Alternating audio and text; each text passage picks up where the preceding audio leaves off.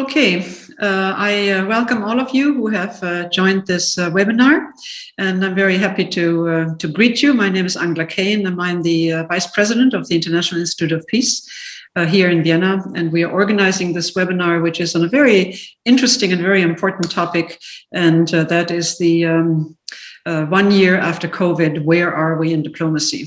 And we're organizing this event together with the Peter Ustinov Institute, and it's the first in a series of webinars that we're doing on COVID, because everyone wants to know where are we, how we're going to go into the future, what have we experienced, and how we're going to go forward. So this is something that really, I think, are very much in all of our minds to go on. Now, what we have today is we have two authors with us, and they're very excellent writers. There's a book that is coming out that's on the future of diplomacy after COVID-19. It's actually coming out in about 2 weeks' time. And the two authors who are here with me have both written a chapter in this book. It's a compilation of a number of chapters that were written on various topics, and you'll hear about that in a bit. But the first author we have with us is Andres Fialo, who is an Ecuadorian diplomat. And he has been an Ecuadorian diplomat for some 15 years. And he's a delegate to the United Nations in New York. And he's actually joined us from New York. And he's been there since 2019. And also he was there earlier between 2009 and 2015. So he's really, as a diplomat, a very experienced person to talk to us about the multilateralism and also about the UN. He's a former senior political advisor to the President of the United Nations General Assembly, and also a former director for international relations at the Ministry of National Defense of Ecuador.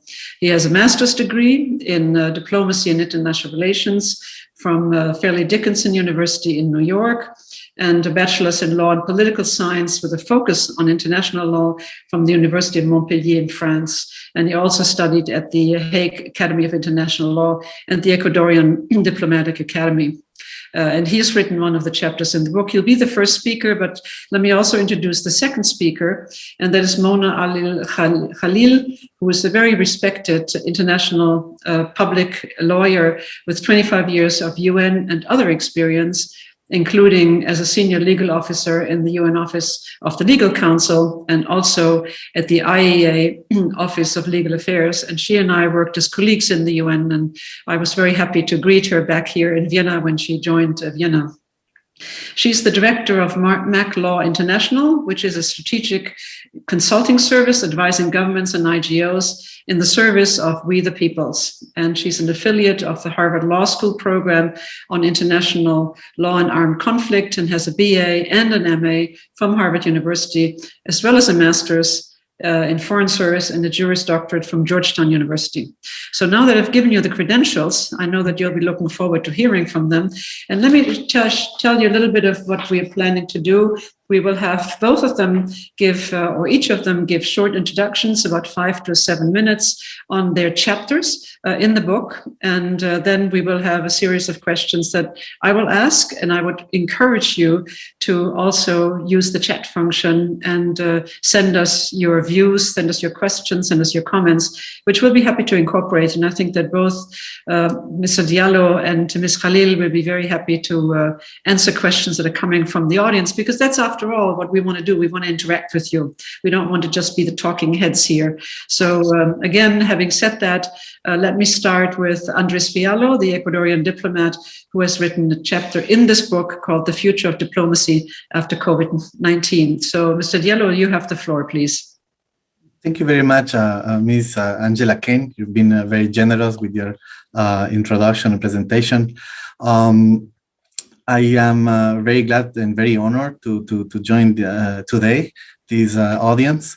Good evening, good afternoon in Vienna, good morning in New York, and hello to everyone that is joining. I'm particularly honored to participate in this discussion with Ms. Angela KANE, especially given your legacy, the legacy you lent to the United Nations in the disarmament affairs during your representation as a high representative of the Secretary General. I'm also very happy to join with my colleague and friend Mona KHALIL. With regard to the book that is coming in precisely in 2 weeks, the perspective on peace and security opened two alternatives. One, that one of possible lost year due to COVID-19, 1 or 2 lost years in terms of efforts, but also a decade in terms of progress. That's one alternative. And the second alternative is that of definitely a leap into a new era of peace and security. Okay, so the book privileged the second alternative, but is obviously something that needs to be written by all states, academia, civil society, in other words, by people, by you and by me. We have focused in the peace and security from the angle of sustaining peace. So there's no peace without development, and there's no development without peace. And in the book, we traveled back to 1918 to unpack the relation between the Spanish flu and peace and security. And it's very interesting to see that the challenges 100 years ago were basically the same. And we need to work hard in order not to have the future that generation had, which was 20 years after the Spanish flu, the Second World War. We really need to work hard to have a different future. Allow me also to thank the Institute, International Institute for Peace, for inviting us to this discussion. We are very excited to see the book coming very soon. You will be able to see in the book a narrative from inside of the UN, how the meetings were postponed, how were we looking at the peace and security in the field being affected, and how were we suffering also from not being able to meet and to deliver, which is the main goal of multilateralism and General Assembly. At some point, and this is also noted in the book, when we had to quarantine in March 2020, some of the colleagues from the disarmament portfolio were saying, well, we need to ask the city to be classified as essential business. And of course, this was something that was said ironically, and some colleagues reply immediately, this is something the city will not buy. The UN disarmament efforts being as essential service during the pandemic. But at the same time, you had tweeters from US officials saying they haven't lost any capability of launching nuclear weapons anytime during the pandemic. So I hope that the book will contribute not only to the discussions on peace and security, but also especially to the solutions. Thank you very much. Thank you very much, Mr. Fialo. That was very interesting. And, I remember Klaus Schwab of the World Economic Forum, he already issued a book last July. Now we were barely 4 months into that, and he didn't look at multilateralism per se, but what he basically sort of said, he said, I mean, this is really amazing because it shows how much we are hyper connected. And he said it actually, he sort of said, is interdependence on steroids. And I think that is a really very important term that we could use, interdependence on steroids. That's really what it's brought down. But when you talk about how it's affected the work of the United Nations, I think you're also looking at not only New York headquarters, but you're also looking at the field. So how would you say that COVID-19 and the pandemic and the closures and the lockdown and the isolation, how has it affected the field operations? Yes, thank you for your question. So indeed, COVID-19 has affected peace and security not only in the UN by pulverizing meetings that were prepared and that are often bureaucratic but needed.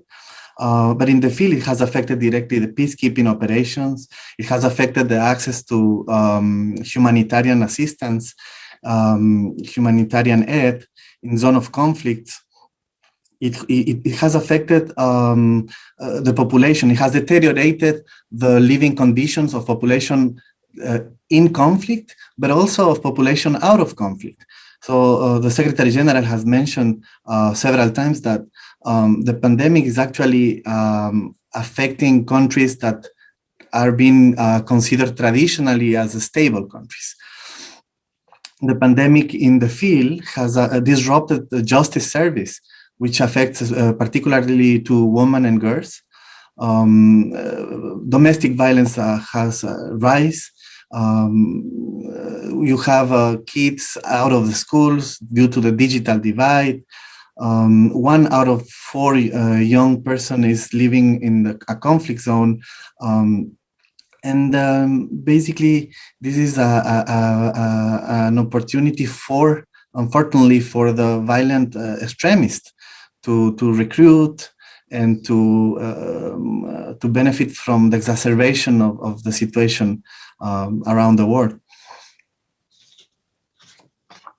That's very true, and I think you're pointing to very worrying developments that have taken place over the last year, and that are clearly not going to go away very quickly once the restrictions are lifted, but they will be with us for a while. But the question that I have to you as a follow-up is, what can we do to improve the situation for the future? What can we do to be future ready after COVID-19? Yes, well, that's actually a question that we're trying to answer in the book.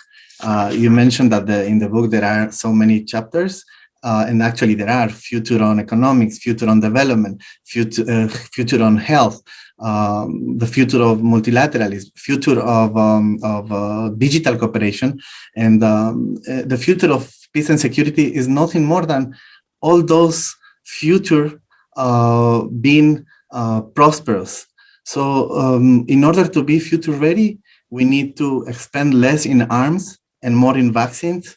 I was looking at I think the Twitter of the ambassador from Costa Rica this morning. No weapon can be as strong as a vaccine today, and I think we need to work for that, for a stronger United Nations, a stronger multilateralism, a stronger engagement with multiple stakeholders, with academia.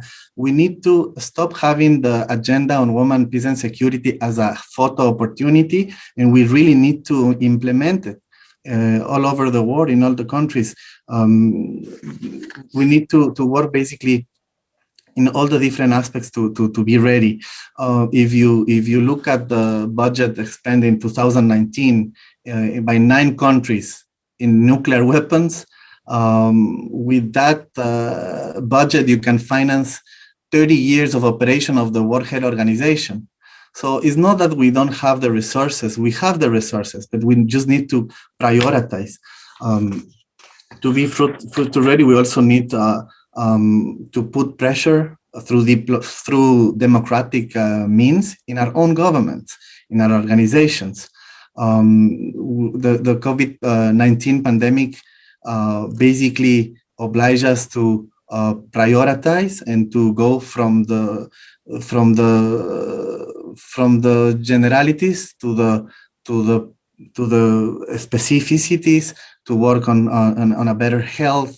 You know that Ms. Kane, in 15 years ago, the United Nations was already working on addressing the possibility of a pandemic through the panel on threats and challenge and change created by Kofi Annan.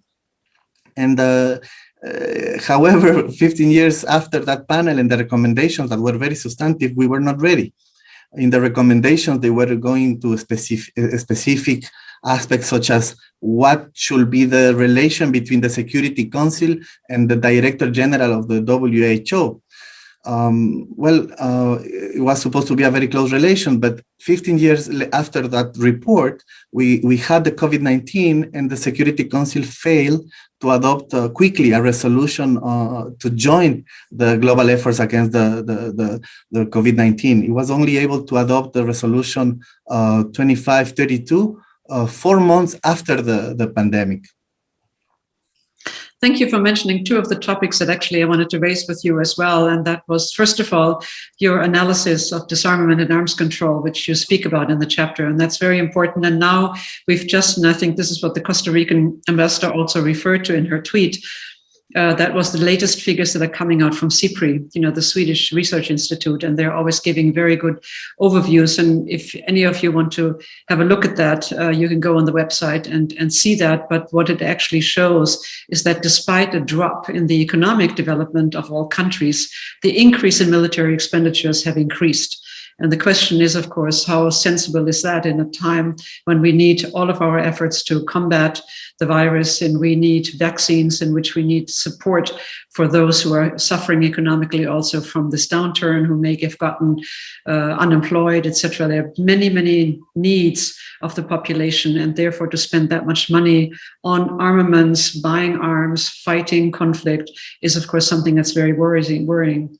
And I also like the fact that you bring up the high-level panel on threats, challenges, and change. And you're right. I mean, it's been 15 years. And actually, when you look at that, and we forget that, it kind of, we see it, and then it's very exciting, and then it goes in a drawer, and then we don't unearth it. So I'm very happy that you actually brought it up, because 15 years ago, it was actually had a lot of foresight. But of course, people forgot that, they basically shoved it aside. And I remember that I was working on the Ebola and also the H1N1, the so-called flu epidemic, which took place around that time, a little earlier. And again, those plans that we elaborated then were rather quickly forgotten. So I'm very glad. I have one last question to you, though, which I found absolutely fascinating.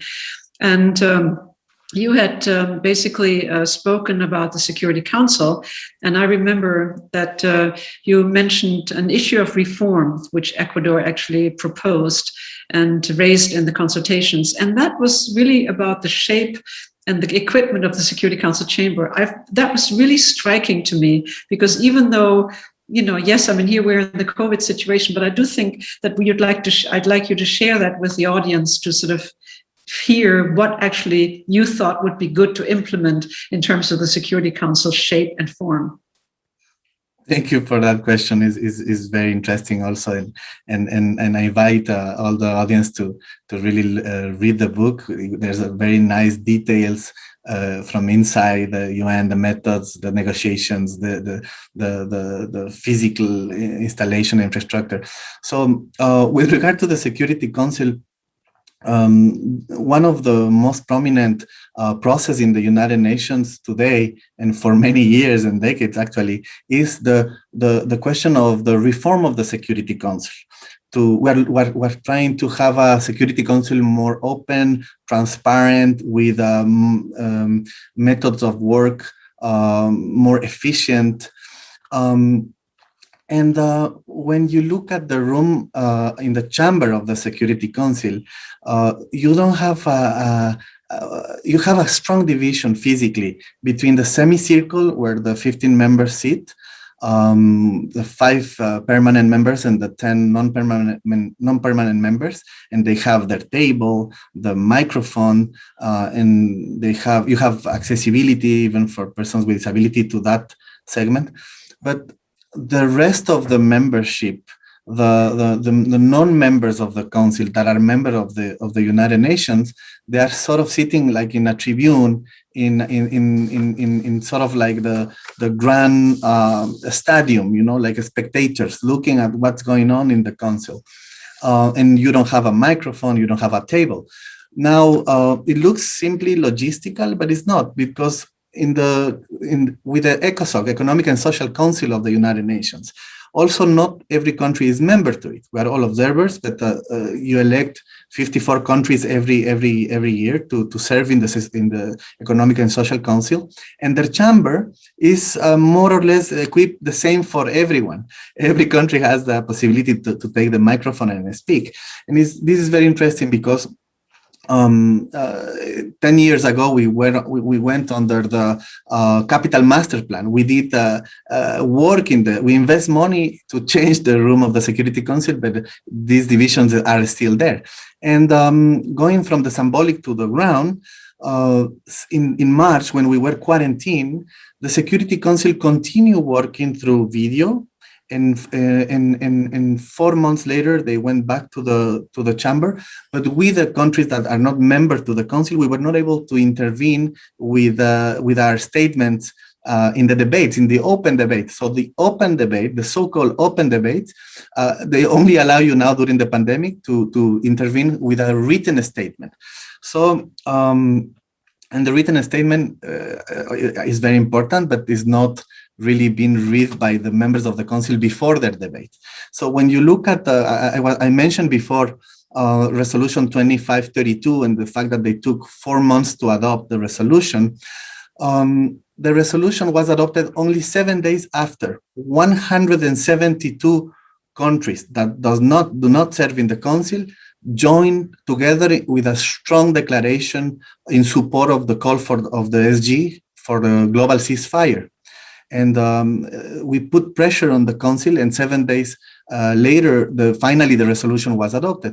So when you see, for example, civil society also haven't had that much access to the council, when even member states, we don't have that access, and this is something that needs to be improved, even from the mental, from the imagination we have about the council. And that will start with changing the form and the format of the room. I think this is a fascinating story. It really is. And of course, with the reform of the Security Council discussions, which has gone on for over 20 years, I think. Yes. But it is a very important point, because not only is it that the members who are not members of the Security Council are prevented from speaking, but also when it comes to talking to and maybe giving some ideas or suggestions to the members of the council, you can't do that, if it's like an exclusive session with only the 15 members, because, you're outside of that circle. So I think this is a very good point. And I will share with you that when I was Under Secretary General for Management and I was in charge of the Security Council for all of the change and upgrading of the what we call the UN campus, I actually talked to the Secretary General of making some changes, not that particular change that you mentioned, but also to accommodate possible larger number of members. And he basically was horrified, because he said, let's not touch this, because this is very politically sensitive, which of course it is. But I wanted to allow for the possibility that, yes, there would be seats added to it. But on the other hand, it was just left as it was, because that was the safe bet. Now, let me mention one chat that I have gotten, or that we have gotten, and that comes from Ambassador Tenner, who is a Swiss ambassador, who actually is on the advisory board of the IIP, and I'm happy that he's joined. And he's come back to the CIPRI global military expenditures, and he said, according to CIPRI, the 2020 expenditures are 2.6% higher than in 2019. So that is considering the large figure that it already is. It's a huge amount of money that was added in 2020.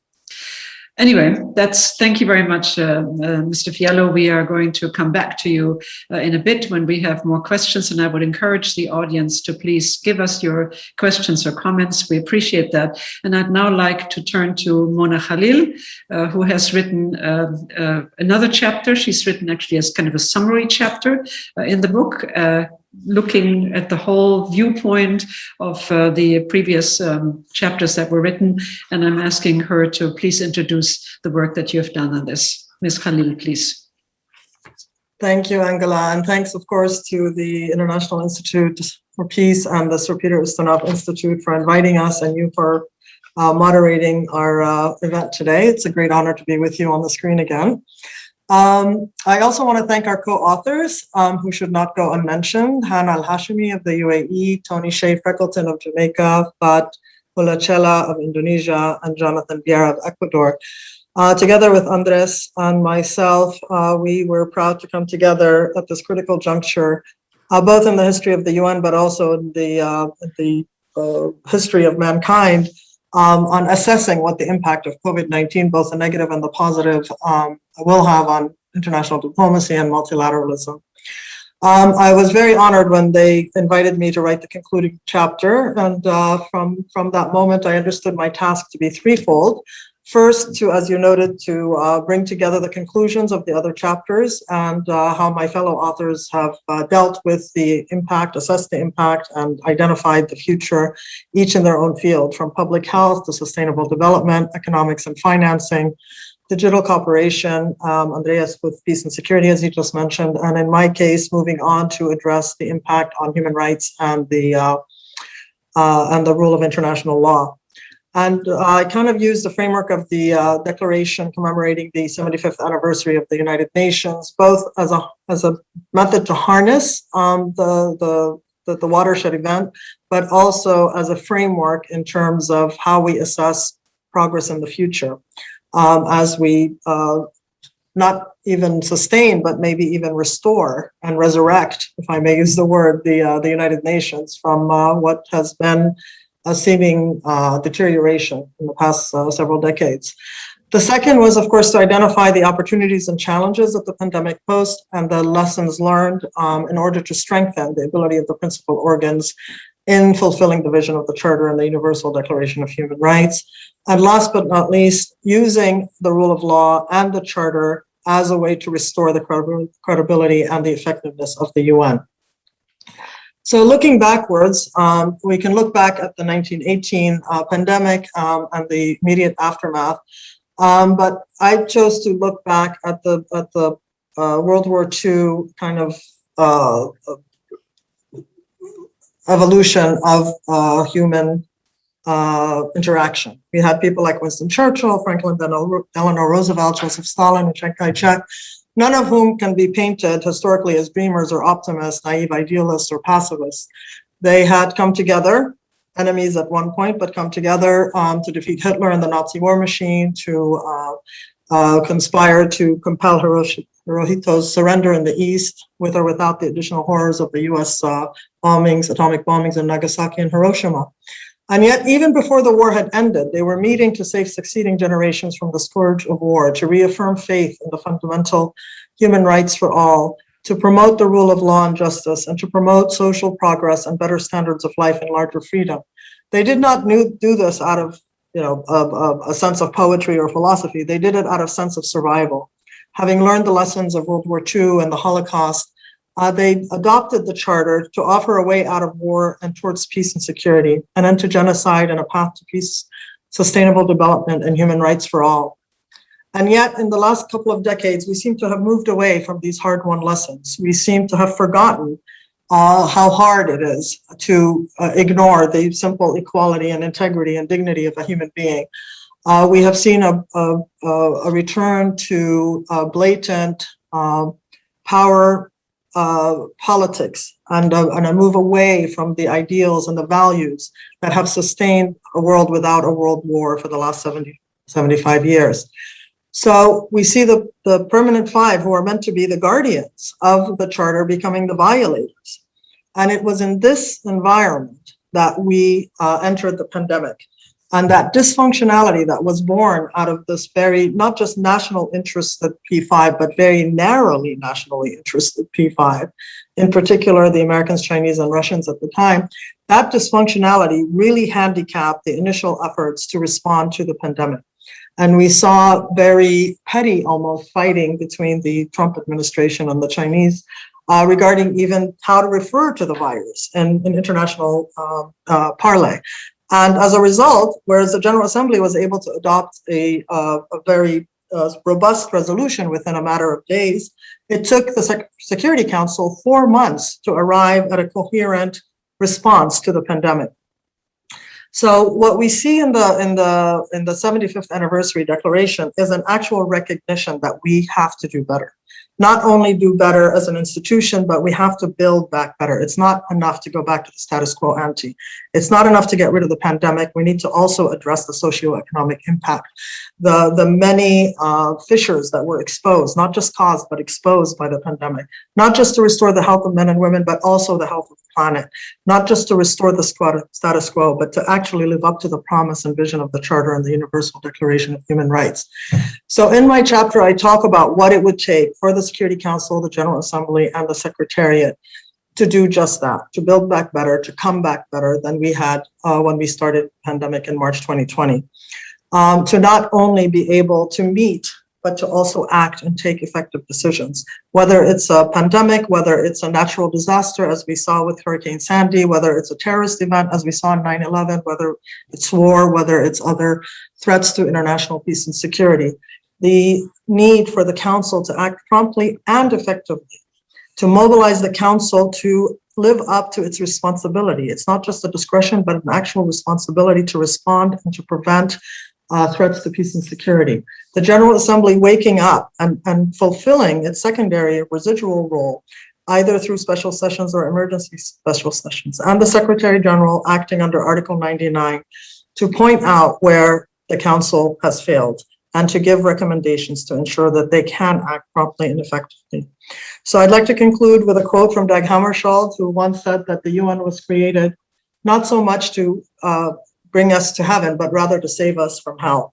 And in so doing, the United Nations must now work at this very pivotal moment to ensure that equally and with respect for the dignity of all, that we can come together to solve the common challenges, including ensuring vaccines for the entire planet, so that in the self-interest of all, so that we don't continue to have new variants, so that we don't continue to struggle with surges and resurges. Thank you. I've used up my 7 minutes now. Thank you very much, Ms. KHALIL. No, that was very interesting. It was kind of a whole gamut of things that were happening. And what struck me particularly, we're talking a lot about what went wrong, and also what we're now seeing went wrong. I think that none of us were really quite as focused on saying it out loud. You know, this isn't working, that isn't working, and we need to make improvements. But you come up with the idea or with the thought that, you know, really the 20th century or the 20th century was just a terrible century, you know, starting with the Spanish flu, which also Mr. Fialo already mentioned. Then we had 2 world wars. We had, you know, atomic bombs thrown over Hiroshima, Nagasaki, etc. So the question that I have is, here we are for over a year already in COVID. Is the 21st century actually going to be better? We certainly hope so, and we certainly will work towards, as my colleague Andres said, to do better in terms of the aftermath of the pandemic. You know, we had the 1920s, which everybody sees as the big kind of party where, you know, Hollywood and all of the big flapper parties and everything. But that isn't the legacy of the 20th century. It is, in fact, 2 world wars. It is, in fact, multiple genocides, including the Holocaust. It is, in fact, untold numbers of millions of people slaughtered in war and in genocide, including the 50 million who died in the pandemic. So far, we've had 3 million, which is 3 million too many, obviously, but it pales in comparison to the 50 million that died in the 1918, 1919 pandemic. Imagine, you know, they had to do the same thing: mask, social distance, lockdown, quarantine, but they did it without their devices. They did it without the Zoom calls. They did it without the ability to communicate with their families in different parts of the world. They did it without Netflix. They did it without all of the things that have kept us sane in this very, very insane set of circumstances that we've survived in the last 16 months. And despite all of that, none of that kind of epiphany, philosophical awakening happened. That awakening happened after World War II. It didn't happen after the pandemic. So hopefully we're smarter and we take advantage of this pandemic and know that it can be a natural disaster with the acceleration of climate change that, again, sends us into Zoom mode or remote mode. It can be, heaven forbid, another war. It could be another terrorist attack. We have to be ready. We have to be able not just to meet, not just to see each other across the screen, but to actually effectively make decisions, to, in a way, use the technology, as we have seen, to come together, not just the members, but those who are affected by these crises, whether it's war or terrorism or genocide or climate change or pandemic. We need to hear by those most affected. They will have answers for us that we, sitting in the comfort of our homes and in the comfort of our UN chambers, will not know. And that applies also to solving conflict. Those who have understood the root causes of conflict, those who have experienced conflict, those who have seen sexual violence and rape as a weapon of war, and those who have seen the genocide in action, have answers on how to prevent that, on how to ensure justice and criminal accountability that we should hear from, both as a General Assembly and as a Security Council. So this promise to be more inclusive must be manifested in real terms, and I think the technology available to us makes that ever more possible. But we don't have such a happy beginning. We have 9/11 in this century. We have 20-year war in Afghanistan, we have the US aggression in Iraq, we have the Russian aggression in Ukraine, we have genocides in Darfur and Myanmar, and possibly now also with the Uyghur people. We've seen the terror of Al-Qaeda, we've seen the barbarity of ISIS. So this, coupled with the climate change and the COVID-19 pandemic, does not bode well. But it's up to us to come together, as member states have promised to do in the UN 75 Declaration, and be inspired by our universal values that we have accepted, and be inspired by the roles and responsibilities that we've undertaken in the Charter. These are things that exist. All we need to do is tap them and make them more than words on paper. Thank you very much, Ms. KHALIL. That's in a way, it's also encouraging because you're talking about the positive influence of what, for example, we can do now because of technology. And I think that's something that we often overlook because all of us are talking, we have too many Zooms. We're sitting the whole time in front of the computer, you know, I mean, we actually don't talk to people. And there is a certain energy that also is transmitted if you are in a room with people, if you can discuss, if you can negotiate, or, you know, if you can just say a nice word or so say, how are you? How is your family? And I think we're all missing that. Right. But you have worked for many years in the United Nations. And so, you know, you're an expert on the organization. So how do you think it is going to affect the UN staff, the interaction between the diplomats and the UN staff? And maybe Mr. Fialo can come in on that as well, because I think this is something that it's totally missing. I saw, again, Mr. Fialo mentioned a tweet earlier, and I saw a tweet today, which was actually the Committee on Information at the UN actually met in person. And this is like the big event of, you know, the month or the year or whatever. And this is really very unusual. And there was a lot of pressure there to be done. So how do you see that, knowing the building as well as you know, and as well as, you know, what's going on, you know, and the day-to-day work there? I mean, I think it's been a wake-up call on so many levels, both in terms of the functionality, the logistics of having to meet under crisis circumstances. And I think we've discovered that we have those needs. And it was a little bit of an adjustment at the beginning, but in relatively short order, the Secretariat, I think, did well in providing the platforms and providing the frameworks. There are questions that linger, and they are legitimate questions, albeit sometimes exaggerated, things about deep fake and, you know, hacked meetings and hacked voting systems. But they were able eventually to develop, you know, written methods of voting. They should be able, you know, with all of the protections that are available, to do remote voting, you know, virtual voting in due course. And I understand that there are legitimate concerns, but those can be overcome. One interesting thing, and it's kind of sad to bring this up, but I think it's necessary to bring it up. You've seen a very, very stark reduction in cases of sexual harassment and cases of workplace misconduct and abuse of authority. Because people are not in the office, obviously the opportunity to commit such misconduct is lesser.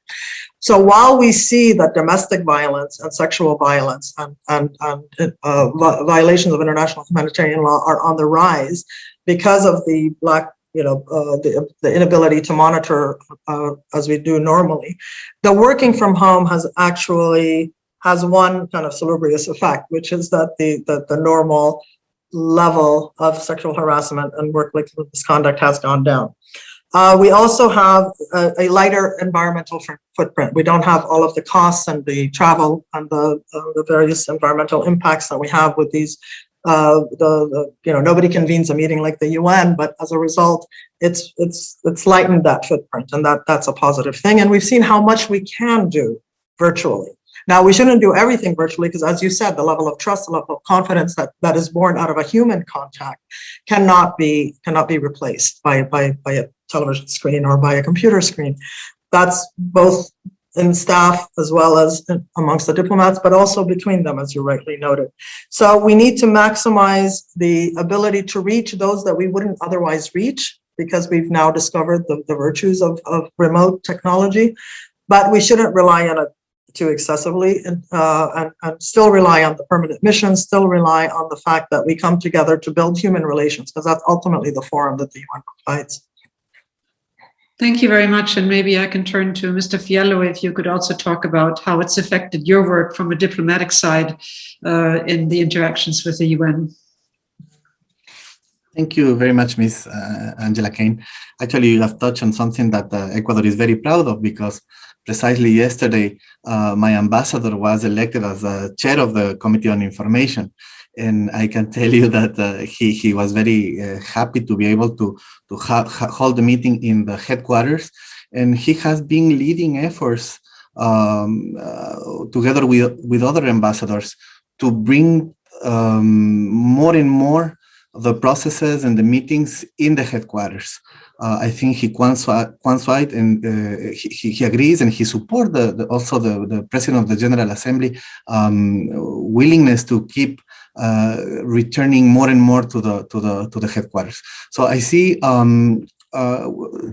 definitely we need to reduce digital divide, because also the capacities that every mission has with regard to the other is not necessarily the same. So some missions of the 193 member states are better equipped than others. And that's why in the book we're mentioning the need to equip the UN, the General Assembly, the different organs, but also the missions in an equal level. Digital technologies are a great opportunity to overcome the challenges posed by the pandemic, but yet they will not replace the in-person and the contact-to-contact that is always very substantive. And you know better than me, Ms. Angela Kane, how in the UN corridors are also very important, and the coffee and the chat diplomacy. So we are looking forward to an improvement in this great host city, which is New York, in the UN headquarters.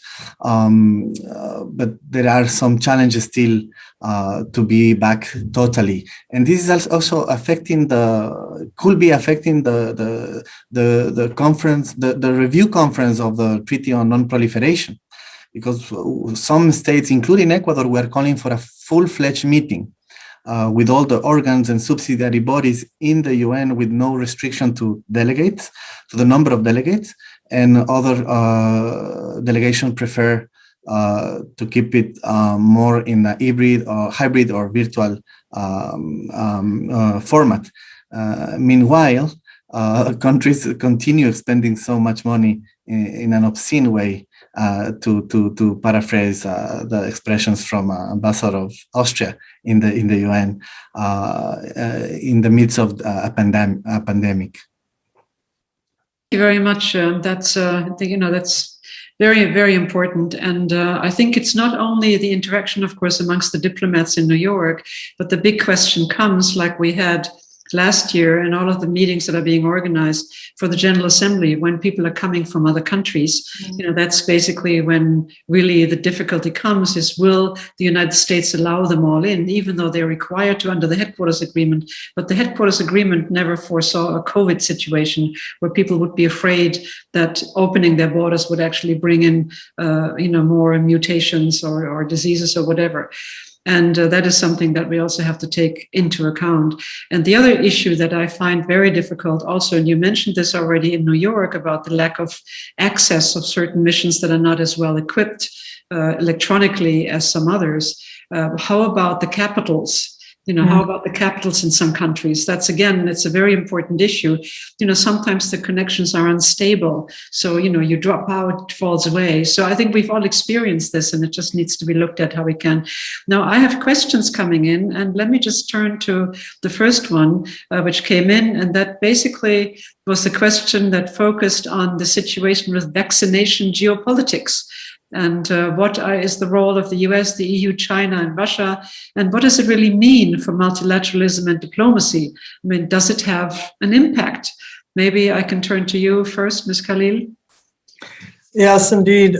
There is, I would say, the reality, and there's the in a sense, the what is and the what should be. We do, in fairness, see Russia and China giving millions of jabs, or whatever we will call them, vaccinations to needy countries, whether Africa, Asia, throughout the world. The US is now beginning to promise to do the same. We have President Biden talking about using the excess, primarily AstraZeneca. I think one can read many things into that, being distributed, millions of doses being shared with the world community. The EU has struggled with its own rollout, and I think as it's now beginning to do better, it may itself fulfill a long-standing legacy of being one of the most humanitarian and most committed to the development of others. None of this is a question of charity, and none of it is a question of good deeds. It's really self-interest, because the sooner we stem the pandemic, the sooner we stop new variants from growing, the sooner we stop new resurgences, the sooner we stop re-emergence of spread between countries. As long as we're so interdependent, as long as international travel is open, the ability to resurge is always there. So it's really a matter of self-interest. So I'd like to imagine, as I do in the chapter, where there is a coherent General Assembly that can adopt a not necessarily binding, but at least a recommended strategic plan that everybody signs up to. A Security Council that is in a position, as we did with the Ebola mission. You mentioned the Ebola mission, where there was a coming together, and it wasn't until the international community came together that there was an effective response. That we have possibly a basic income, a universal basic income adopted by the General Assembly that can help alleviate the socio-economic impact of the pandemic. That we have a Security Council that is willing to come together and rise above the narrow national interests of its members, in particular the permanent 5 members, to put in place some kind of mechanism by which all who have been responsible for the primary spread of the disease and can come together to prevent the further spread and reintroduction of new variants. And last but not least, where there is a mechanism in place to ensure, consistent with WHO recommendations, that the vaccine is available to everybody at hopefully free, but if not free, at least at the most affordable and most supported price, so that we can return to normal, restore economics, restore politics, restore security.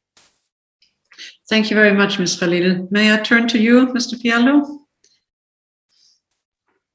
Thank you very much. And that's actually a very good question. I will start by recalling the message from the Secretary General of the United Nations. This pandemic has provided a wake-up call. And also I want to remind a joint declaration of a few head of state and government, including the Ecuadorian head of state, where they call not to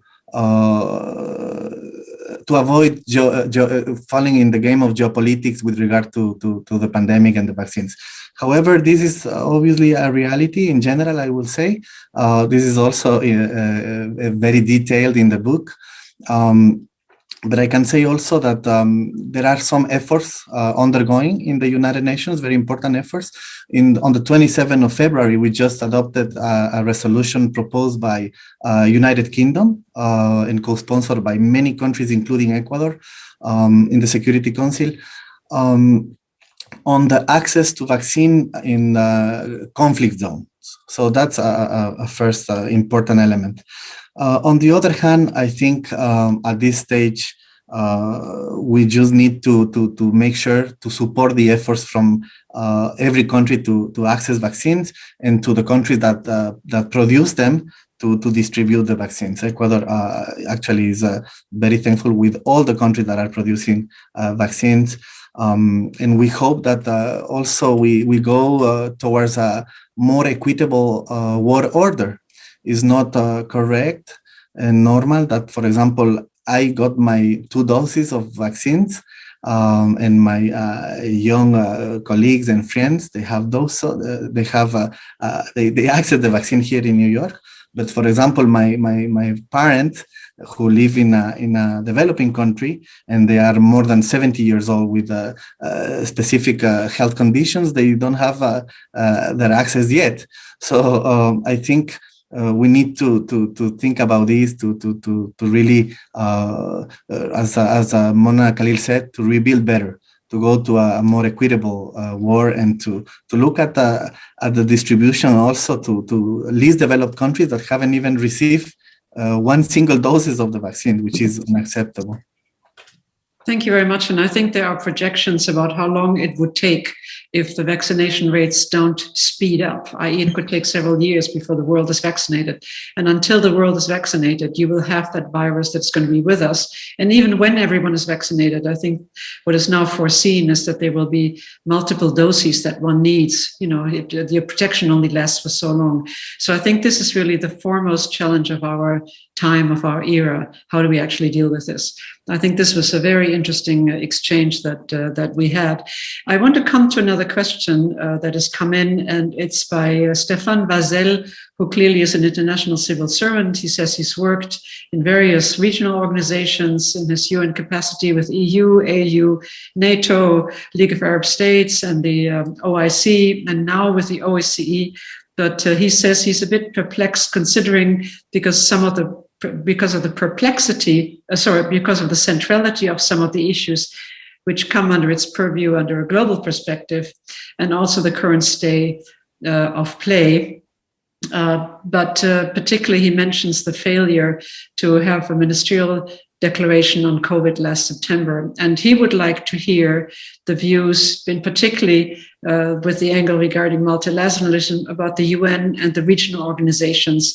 And is there the possibility to envisage a truly effective mechanism with a profound reorganization, which would also include the reconsolidation of the primacy of the UN security, reformed as required, as he says, in the maintenance of peace and security?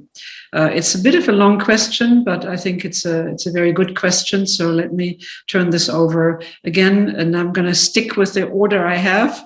So please, Ms. Khalil, if I could turn it over to you. Yes, thank you, Stefan, for an excellent question, and that really is the crux of the matter. Because if the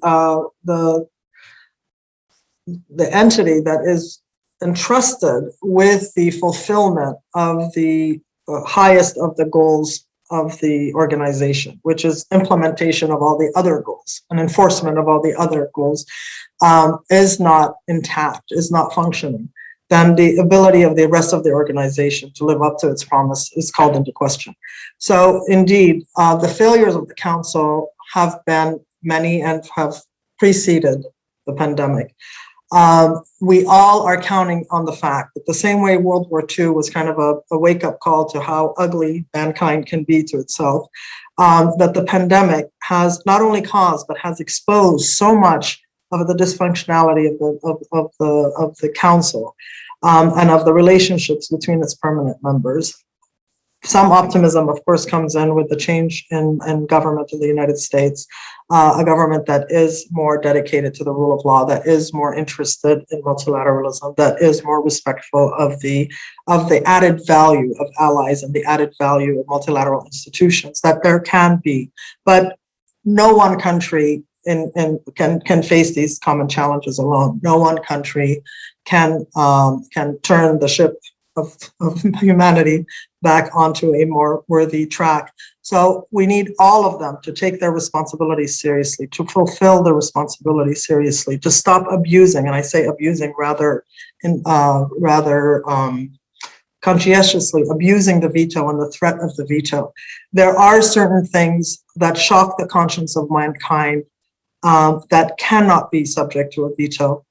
Granted, that's the political right, that's the legal right to use it, but there are other legal obligations. The veto is not the end-all and be-all of the legal framework of the world. It's one legal aspect of the legal framework and the international framework. It cannot become the end-all and be-all of the architecture. There are other equally important aspects, the customary international principles against genocide, against torture, against the serious violations of humanitarian law and human rights law. These two must have weight. These two must be respected. And the Council's primary raison d'etre is to prevent these violations from occurring. not just to stop them once they occur, but to actually prevent them. And we need to hold the P5 and the Council accountable for their own success and failure in living up to their mandate. And that there should be at least a political price when they don't. There needs to be some kind of measurement of their progress, and then they too measuring the progress of their mandates. Have their resolutions borne fruit? Have their resolutions fulfilled the stated objectives? Have the peacekeeping missions? Have the sanctions regimes? All of the architecture that is in place. It can't just be resolutions that are adopted. There needs to be resolutions that are implemented, missions that are fulfilled, wars that are ended, genocides that are stopped, perpetrators that are held accountable. All of that is a measurement of the success. And again, it's not a prerogative, it's not a discretion. Article 24 of the Charter clearly states a responsibility to provide prompt and effective action to prevent threats and restore international peace and security.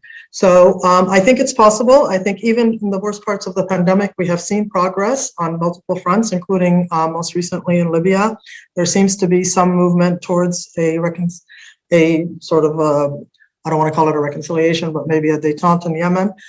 So progress is possible. If it's possible during the worst times, then it's certainly possible post-pandemic.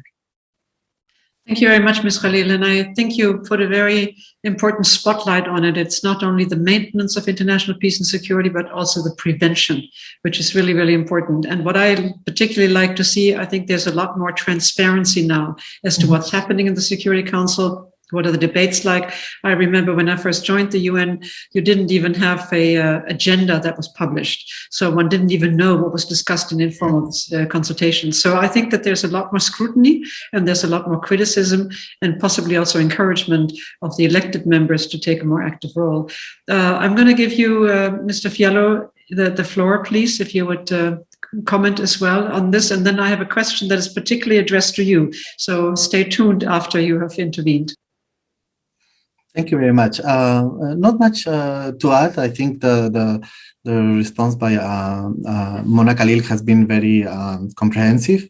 I'll only add to that the need to support and engage in support of the Secretary General Antonio Guterres efforts to switch towards a preventive approach, a preventive diplomacy, to implement the peace building architecture review that was adopted in December. So I think I'll only add to that. And there are a lot of challenges, but I can tell you also, coming from a developing country, that we also see in the field the UN working. Without the UN efforts, the COVID-19 pandemic will have even affected tremendously more than that it has already done. That's very encouraging. Thank you. Thank you for that. As a former UN staffer, I'm very pleased to hear that the UN continues to do good work.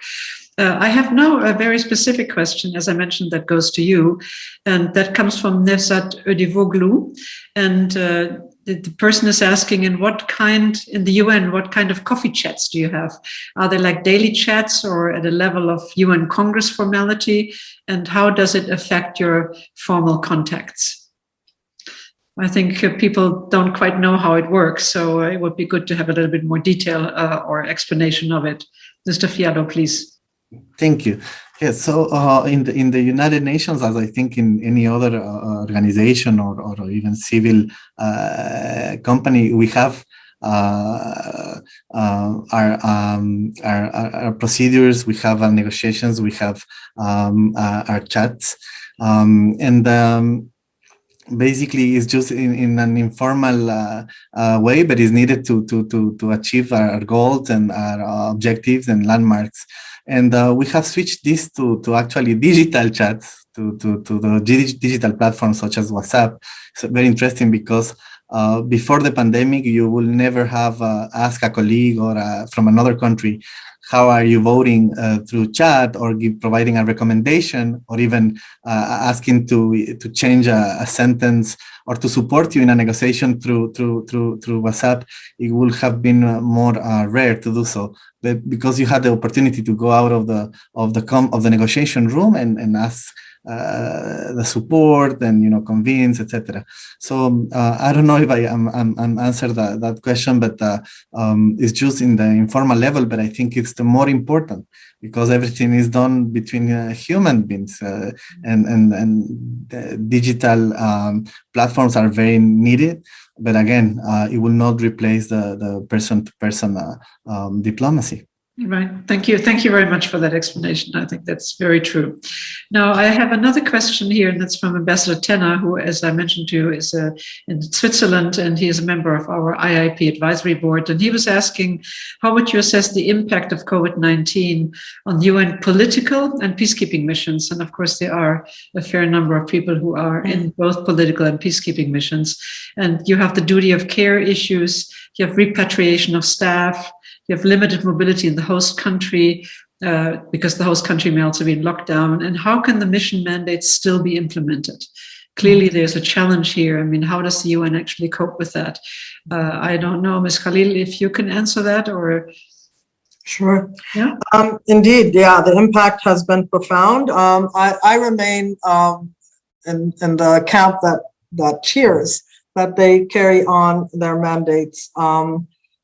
Despite all of the odds, they have been able to carry on their mandates, obviously to a degree less than they would without the COVID-19 pandemic. By the same token, I think we need to salute them for continuing to deliver on mandates that are difficult even in the best of times, maintaining supposedly peace where peace does not exist, and add on top of that, the pandemics that have constrained their ability to reach the primary beneficiaries, which are the populations, as well as the governments who are their partners, and in some cases, their adversaries in delivering on those mandates. So first, let me pay tribute to all the peacekeepers, civilian, police, and military who are performing under the even worse circumstances than usual. Add to that we had, at least initially, a freeze on the rotation. So you had, in order to prevent, the virus from entering countries from abroad, or of sending viruses back to the states of nationality of the various police as well as military contingents, the rotations were suspended for some time. And then questions of mental health, of course, emerged, because you have people performing serious conflict functions in very, very unstable and hostile environments, and yet unable to benefit from their regular rotations. This, to a certain degree, applies to the R&R of the civilian staff as well. The inability to rotate out created a very, I would say, necessary component of the well-being of the staff themselves, of the contingents themselves, and the need to address that mental health component, I think, was very visible.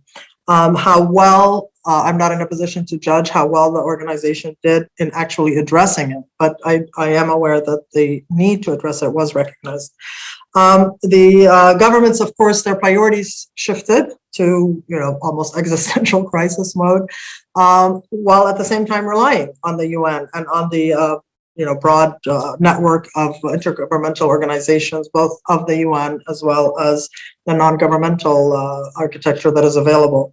Those were the ones who are willing to stay operational on the ground and are the true heroes of the moment, not only to identify and monitor violations, but also to identify need and to identify mechanisms by which to assess the spread of the virus, as well as the ability to provide treatment and now provide vaccination.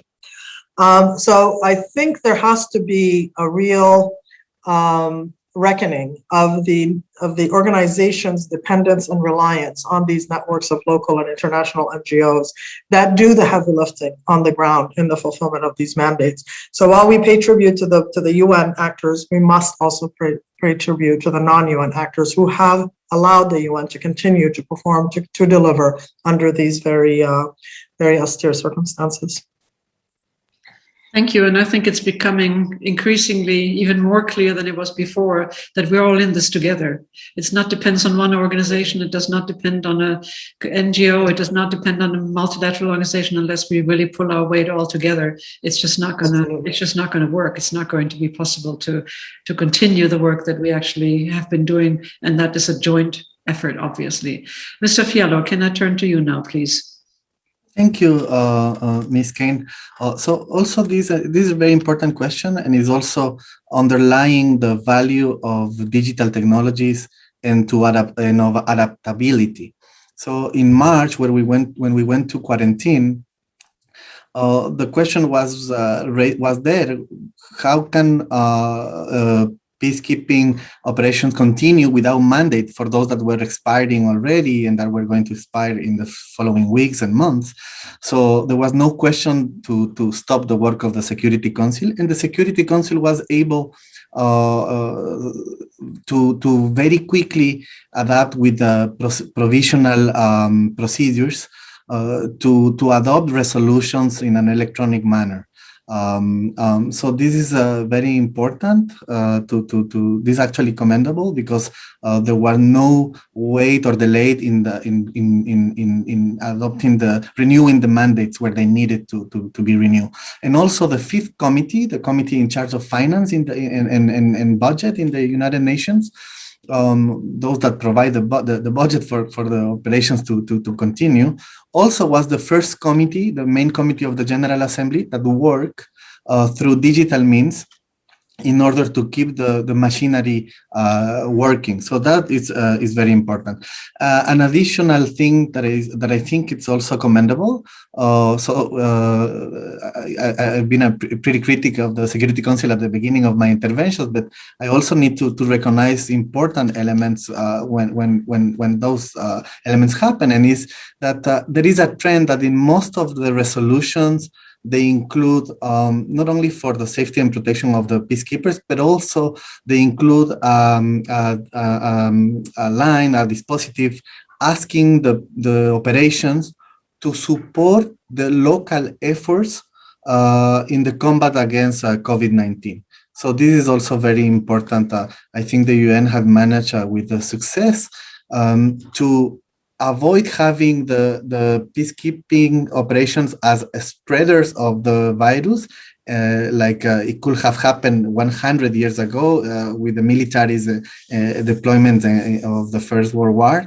But in this case, actually, the peacekeepers are doing a magnificent effort in helping local communities as much as they can to combat the pandemic. And once again, there's no there's no better option than the implementation of the global call for ceasefire by the Secretary General. That's actually very encouraging. Thank you for mentioning also the good parts of what this brought about. I have now another question that comes, and that goes back to our discussion, particularly on the Security Council. And I'm looking at Ms. KHALIL here, and I'm looking at both of you, actually, Mr. Fialo as well, because the question is, what is the role of the Secretariat in terms of holding the Security Council accountable? What is the role of the Secretariat here? So, Ms. KHALIL, may I turn to you, please, first?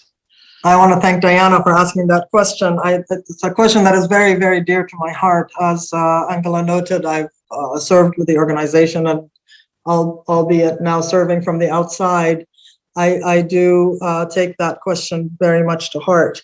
I think much of the world, including many in the Secretariat, have forgotten that the Secretariat is the sixth principal organ, and that the Charter foresees a very independent, not just impartial, but independent role for the Secretary General and for the Secretariat. And that many who serve and who come to serve in the organization come because of that sense of calling, because of that need to give voice to the voiceless.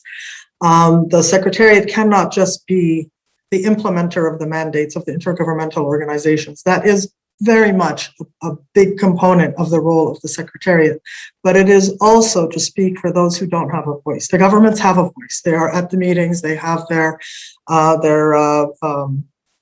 their ability to speak, their ability to make proposals, their ability to vote, and their ability to form decisions and resolutions. However, the voiceless, we the peoples, the charter is written in the name of we the peoples, not we the governments, not we the states. It's we the peoples. And ultimately, how well we serve the peoples, the recognized peoples of the world, is our measure of success. And the Secretary General and the Secretariat have to speak for those who are fighting for justice, fighting for criminal accountability, fighting to fight off the impacts of climate change, fighting to end genocide, fighting to end war, and to address the root causes of the conflicts that they're suffering through. These are all part of the UN's architecture. The UN has made huge advances, laudable advances in recognizing the 4 pillars of the global counterterrorism strategy, for instance, the ability to intertwine the political, the military, the good governance, the human rights, the development, the disarmament, the rehabilitation into the peacekeeping mandate. The efforts are there, the resources are being given. What is needed is a fundamental change in attitude, a sense of responsibility. We talk about the primary responsibility of the Security Council, but there is also the responsibility of the General Assembly when the Security Council is prevented from acting. The Uniting for Peace resolution gives the General Assembly the opportunity to step in and do what is right. The preamble of that resolution beautifully talks about the fact that when the Council is prevented because of a veto or a threat of veto, that responsibility doesn't evaporate. We don't just wash our hands and go home. There is a residual authority that the General Assembly, and as Diana has pointed out, also the Secretary General. Article 99 is there because the founders of the organization foresaw a situation where the Council might want to deflect or defer or to ignore or to postpone action, when in fact it is their duty to act promptly and effectively. So when that happens, the Secretary General is not only responsible, but is empowered to bring those matters to the attention of the Council, to hold up a mirror and say, you need to act, and to give concrete recommendations on how action can be achieved, how justice can be achieved, and how law and peace and security and justice can be restored.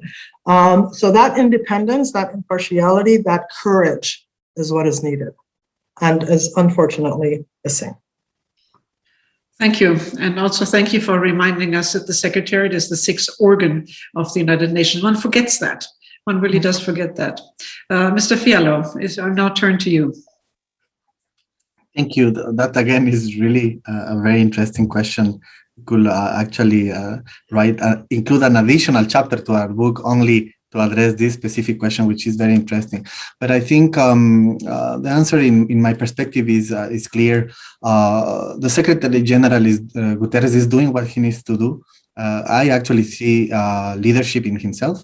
And an example of it is the global call for ceasefire that he launched in March 2020, but we member states were only able to back up on 4 months later. So I also see the value, because the question was, what is the work of the Secretariat with regard to the Security Council? There's a lot of value in the system, in the procedures. So, for example, in the reports of the Secretary General, the reports that are submitted to the Council, and many other elements. And then I just want to add that in my perspective, not only the Secretariat represent the people, but we member states represent our people. We also represent, and we should represent our people.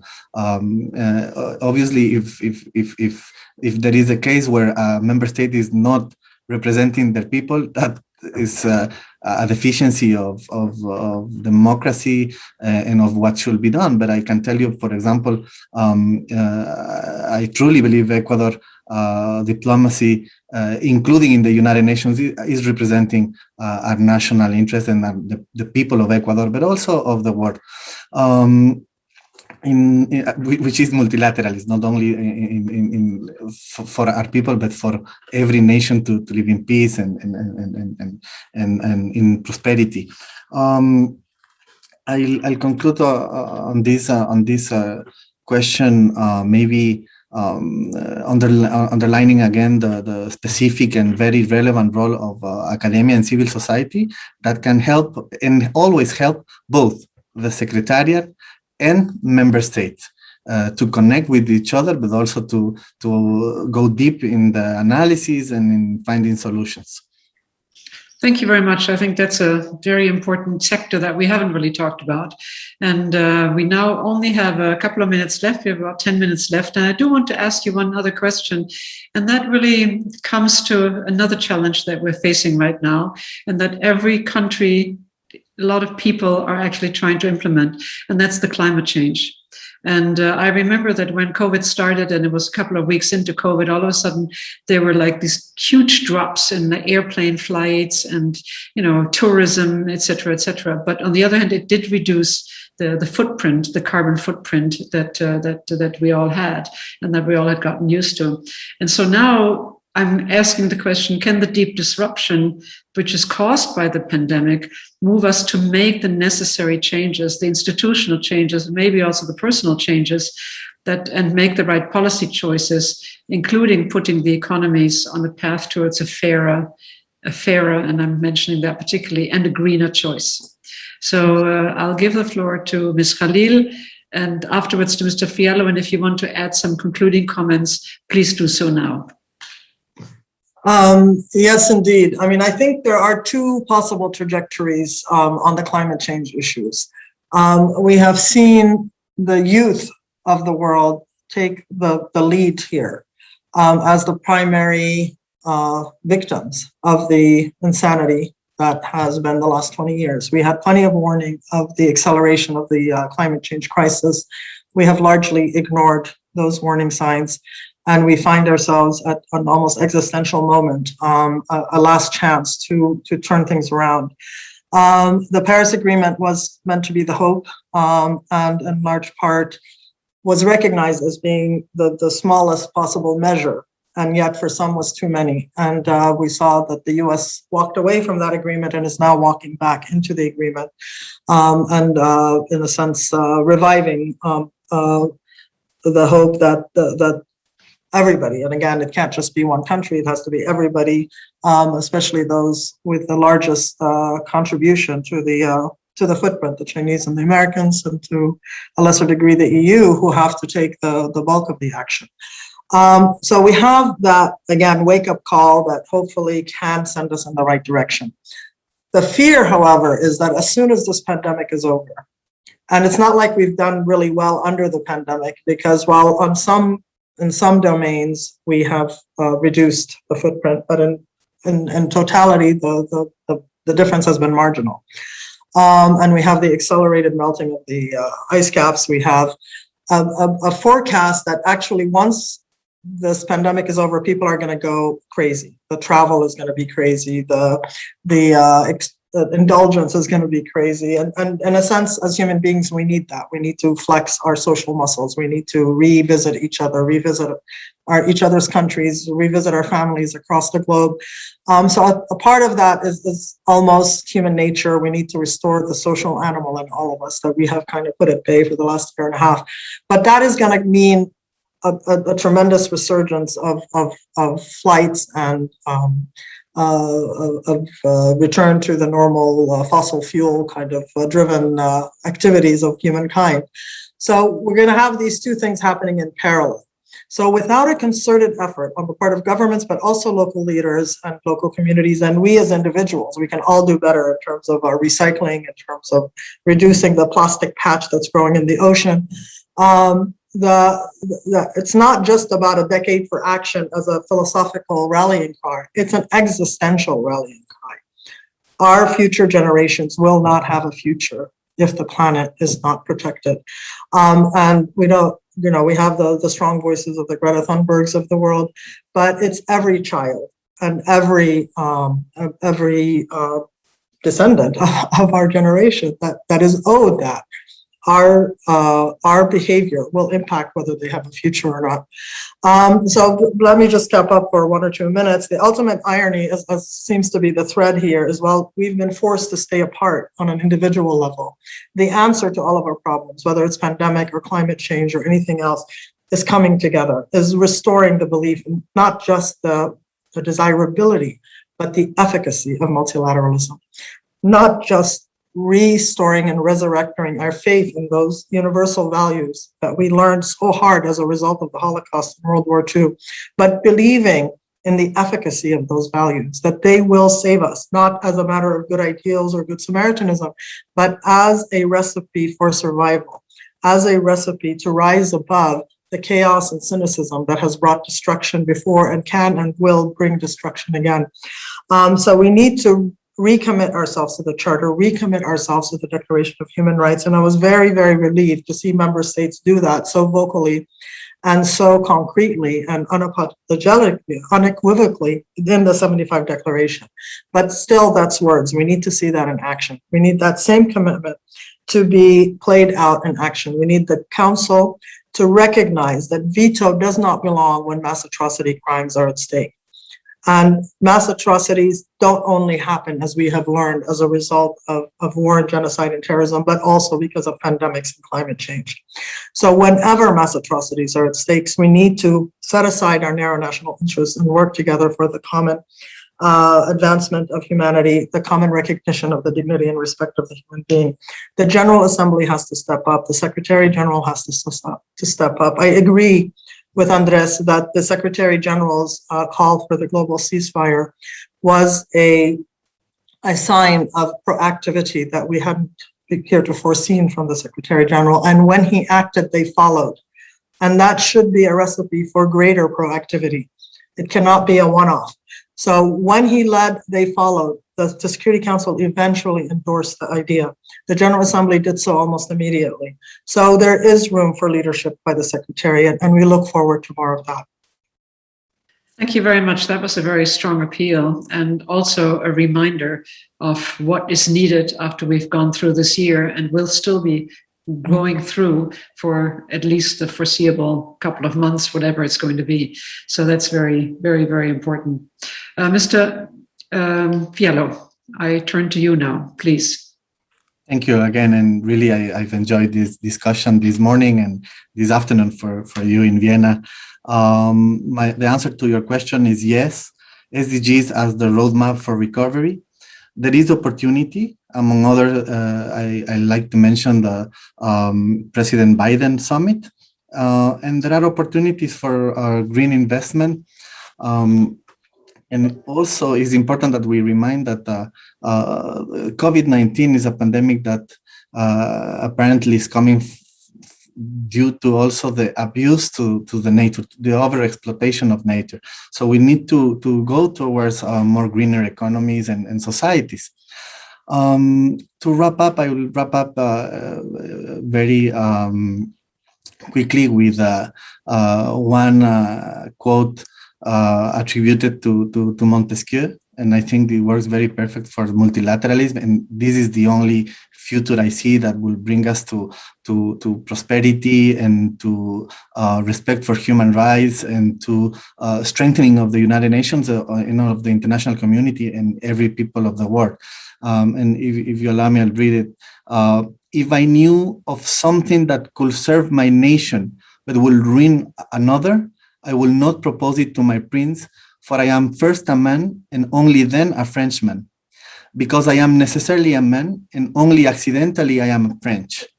If I knew something useful to my country and harmful to Europe, or useful to Europe and harmful to mankind, I will look it upon as a crime. I wanted to conclude with this. Thank you. Thank you very much, Mr. Fialo. That's very, very touching and very foresighted, I must say, of Mr. Montesquieu. I must say that it's been a really fascinating discussion. I found that too, and talking to very knowledgeable diplomats, one on the UN side, the other one on the national side, on the Ecuadorian side. And I look forward to the book, actually, when it comes out in 2 weeks' time, The Future of Diplomacy After COVID-19.